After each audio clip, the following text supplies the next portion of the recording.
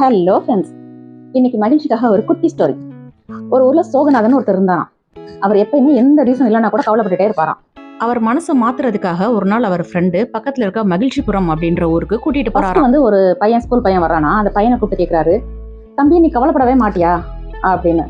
அவன் சொல்றான், நான் எங்க கவலைப்படணும், என்கிட்ட பேசுறவங்க கோபமா பேசுவாங்க, திட்டுவாங்க, அது அவங்களோட கேரக்டர், பட் நான் எப்பயும் சந்தோஷமா மட்டும்தான் இருப்பேன் அப்படின்னு சொல்லிட்டு அவன் போயிட்டானான்.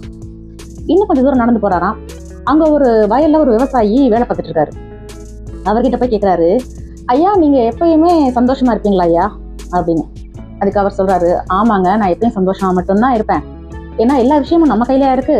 ஒரு நாள் மழை பெய்யும், அதுக்கப்புறம் ஒரு 2 மாசத்துக்கு மழையே இருக்காது, பட் நான் கவலைப்பட்டா அது மாறிடுமா, இறைவன் கொடுப்பான்ற நம்பிக்கையோட காத்திருப்பேன், அப்படி இல்லையா வேற என்ன வழி பண்ணலாம் அப்படின்னு யோசிப்பேன், கவலை மட்டும் பட மாட்டேன் அப்படின்னு சொன்னாராம்.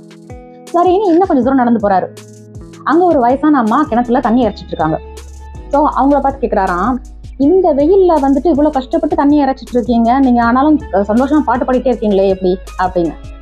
அந்த அம்மா சொன்னாங்களாம், கவலைப்படுறதுக்கு 100 விஷயம் இருக்கலாம் ஐயா, ஆனா சந்தோஷமா இருக்கிறதுக்கு ஒரு விஷயமாவது இருக்கும், அதை நினைச்சு நான் சந்தோஷப்படுவேன்.